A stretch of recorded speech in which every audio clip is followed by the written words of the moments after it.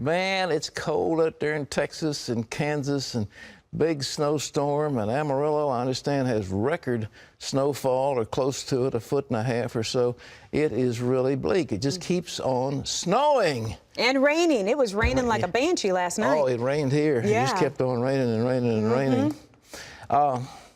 Guess which age group has an epidemic of STDs? I would instantly guess the younger group, but I'm thinking that that's probably the wrong answer. It's the wrong answer. Seniors, old ladies, they're out there doing it. Well, they're not doing Divorcees. it by themselves. Well, I know they're catching things too, young and old. What a way to start a show, Pat. Well, I just think we got to bring some of these things out. Okay. All right. We've also got a good news on the housing front, and we'll be talking. We got some good news on this program. It's not all bad news, and we've got some interesting questions that you've asked. But first of all, it seems like we're in perpetual campaign mode. The president likes to campaign, and he was inveighing. Guess what he was going after in Newport News yesterday? What, Pat? What? Corporate jets. If we just stop those corporate jets. No. So I saw one commentator that said if you take away the exemption for the deduction for all the corporate jets for 100 years, you would pay his deficit for a month. So in any event, they're not focusing on the problem, but we'll tell you more about it. We will. And who will tell you? Ephraim Graham. He has a look at this, at what the locals are saying about these budget cuts and how they plan to deal with them. White House numbers predict Virginia would be among the hardest hit by a drop in Pentagon spending as part of those $85 billion in automatic budget cuts that are part of the sequester. Around 90,000 civilian Defense Department workers could be furloughed.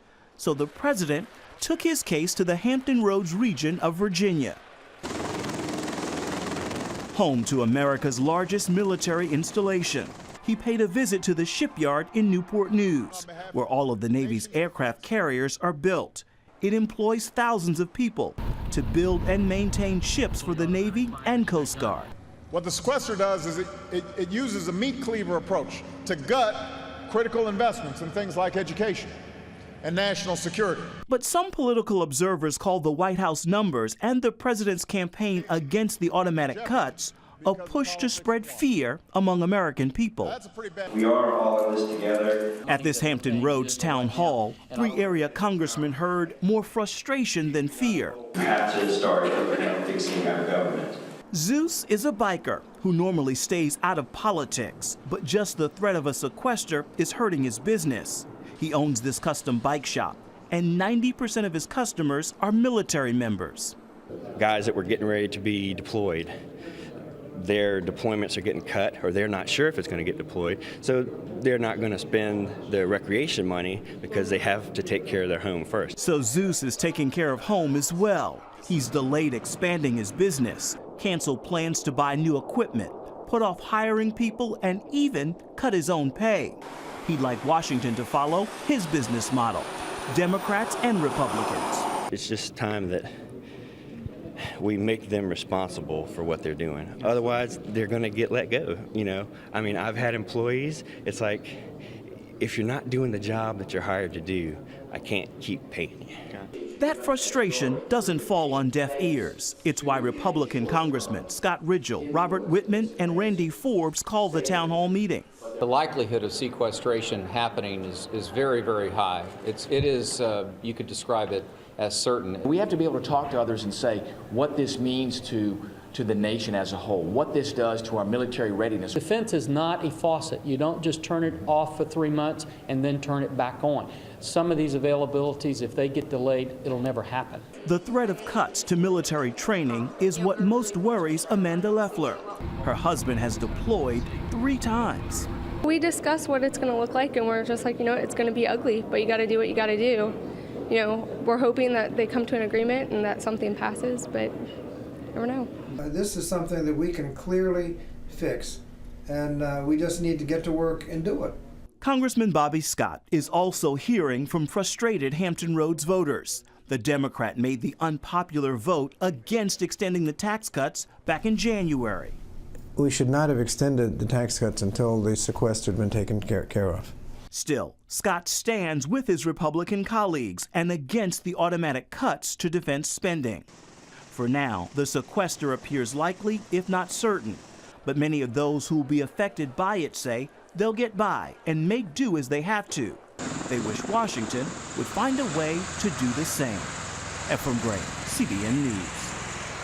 It would be so simple if they would look and say there's certain things that we're doing that are just not necessary, and we can stop them if we just had an intelligent look at it.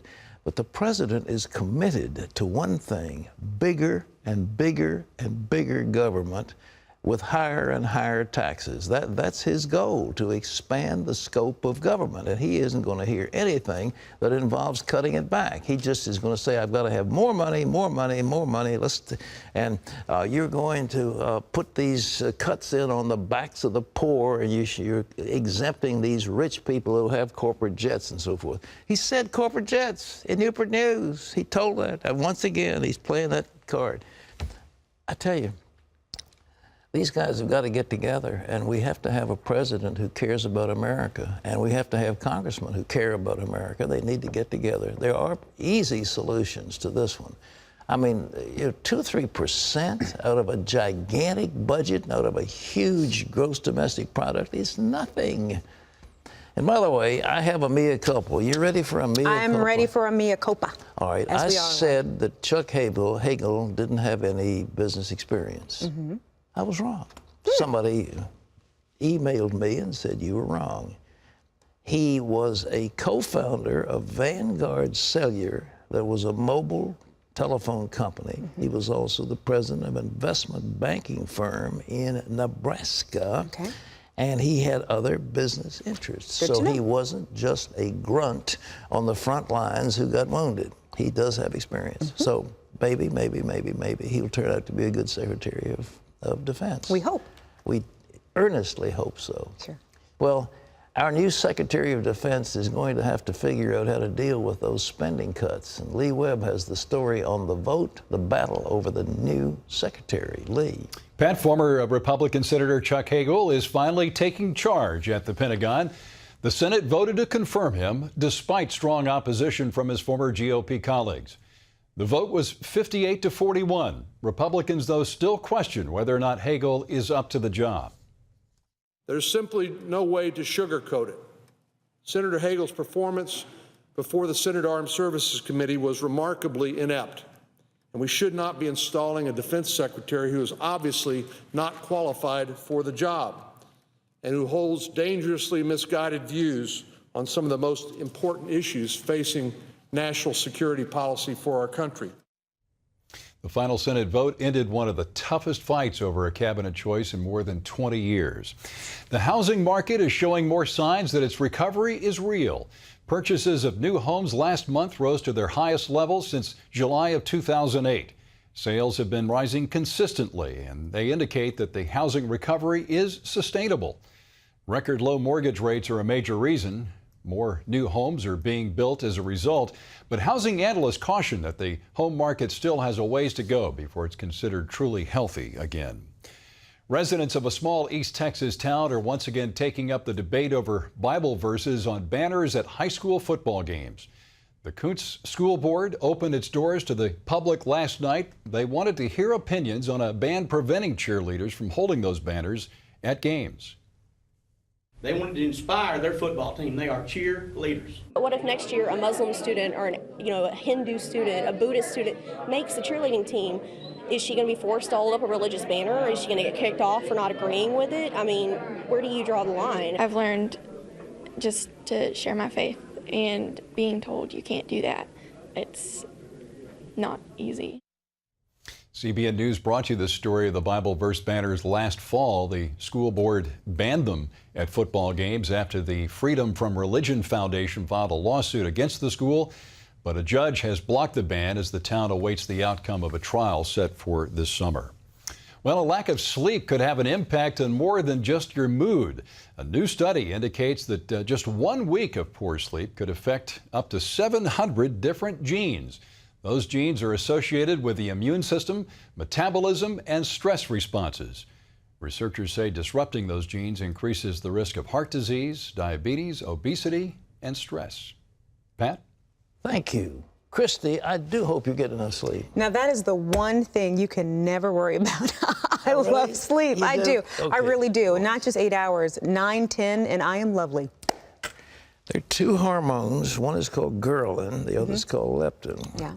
Leptin is one that regulates your appetite. Ghrelin's the one that makes you hungry. If you lose sleep, you get hungry. You want more food. And it's not just this. This study shows it has devastating impact. So you need 7 or 8 hours sleep a night, and most people don't get it. How many hours of sleep do you get? I don't know. Midnight to 6. How long is that?